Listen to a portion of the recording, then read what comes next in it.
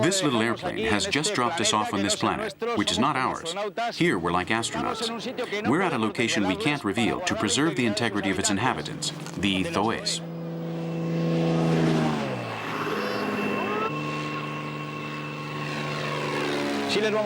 But now that the third millennium is beginning, we're going to tell you in every detail the life of the Zo'és, a world we mustn't lose.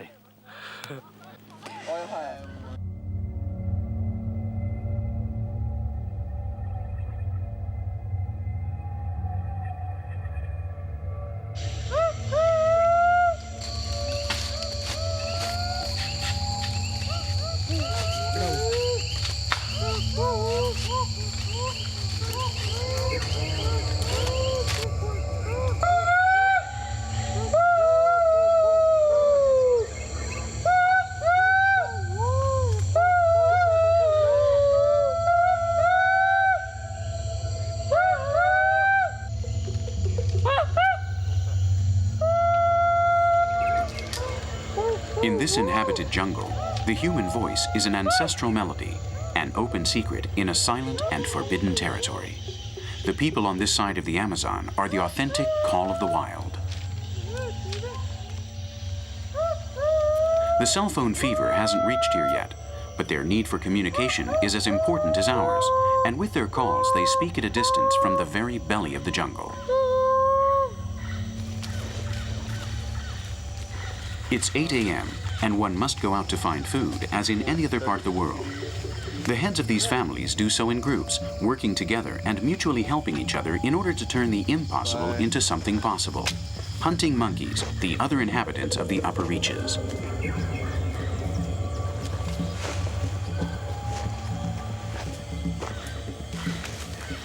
The macaque that they are searching for are dwarfs that are invisible to our urban eyes, eyes incapable of looking beyond our belly buttons. But for them, aside from being visible, they constitute the hunter's basic diet.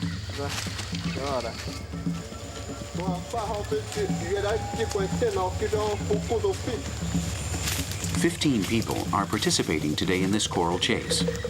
Everyone has their place and duty, and it will be this way until death claims them.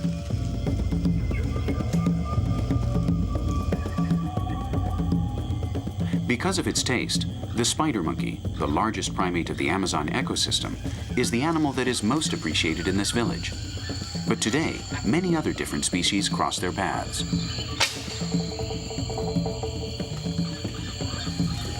The prego macaque and the guariba are also delicious. The Zo'é call the latter the kiki, and they won't let it get away if they can help it. They're very active prey, and in order to catch them, it's important to immobilize them. That's precisely what they do with their streams of arrows, and also why they strike on the trees, making noise and confusing them, cutting off any possible escape.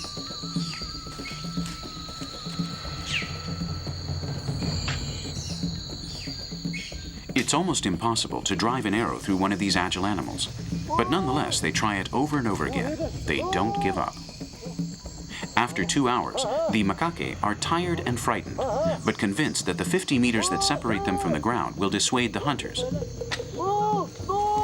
But these poor monkeys are not familiar with the pride and the stubbornness of a young Amazon Indian boy.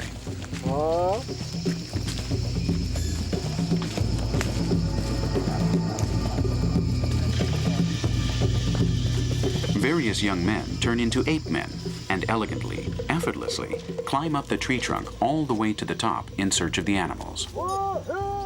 The village people admire them, and between all of them, it's as if they were telepathically pushing them on. After all, the feast depends on their success.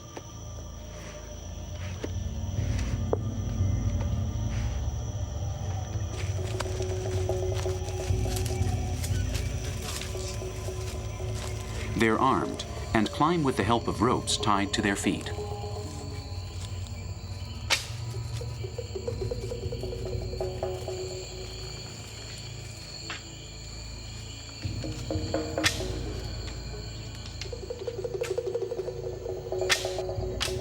Whether from the tops of the trees or from the ground, the Zo'é's marksmanship is an invincible adversary for the monkeys. Today, they would have preferred to defy the jaguar instead of the almighty Homo sapiens. Sooner or later, the large naked primate is always victorious.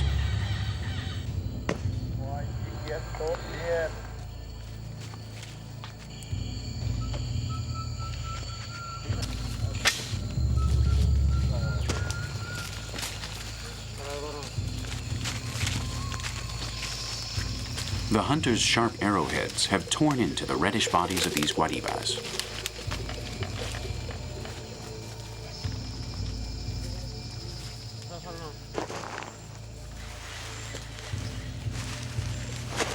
In order to return home without foul odors, and also to keep the game from spoiling due to the midday heat, it's wise to remove its entrails and prepare it for the journey.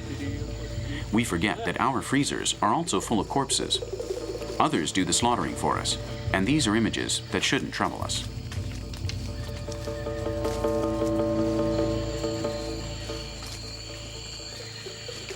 Everyone learns and everyone teaches here in this open-air school, where hunting skills combine with a fine ear for cuisine.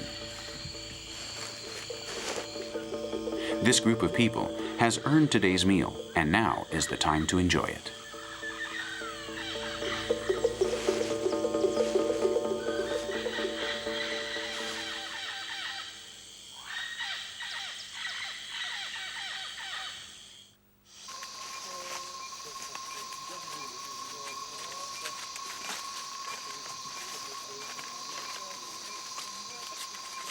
The Zo'é are the rulers of this corner of the earth. The beaten path is the hallway of their homes, and the trees, the pillars of their culture. Everything is at their disposal, and they, far from ignoring it, are one with the landscape. They too are the landscape. That's obvious to the observer.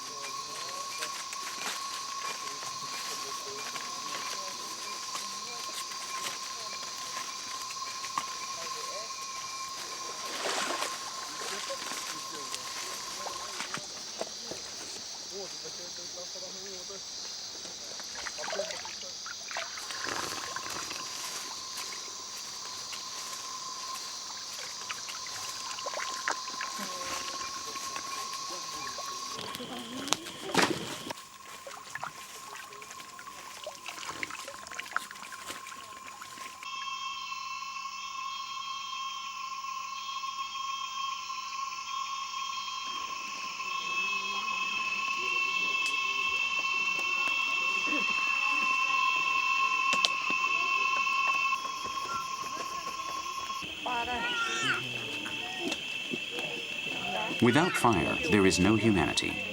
And today's monkeys are placed over it so that they cease to be just dead animals and become a refined meal through the precious art of cooking.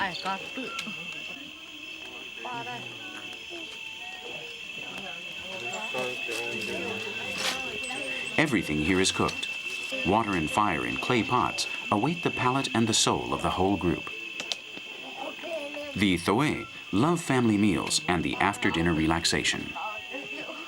This is not going to be a conventional film, an anthropological study in which gestures and actions are imitated. No, it's merely the results of 2 months of living together among human beings who know nothing of our world, of the other side of the shore, with no intentions of translating anything, but just enjoying their presence and sharing our passion for life, the same passion that they have felt for thousands of years in this unknown and hidden Amazon. We are talking about a community of barely 200 people according to our data, but a community capable of existing without harming nature, something that our society has forgotten. That fascinates us and makes them enviable. The Zo'é have no need for us. They're happy, unhappy, depending on the day and the trials of each individual.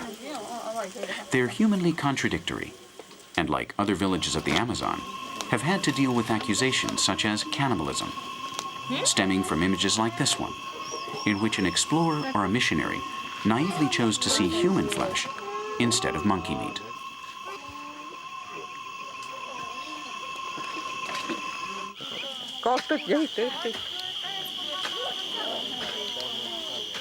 Cú huy đã Their everyday problems, like our own, have much to do with the kind of life they lead. Boy is hurt and angry today. Hunting is not an easy task. The jungle always takes its toll. He's returned to his home full of ticks, and his family hurries to attend him. A few of his children, and Toton and Yirosi, his wives, attack the 4 cardinal points of his well-formed anatomy. They love him, and they don't want him to suffer.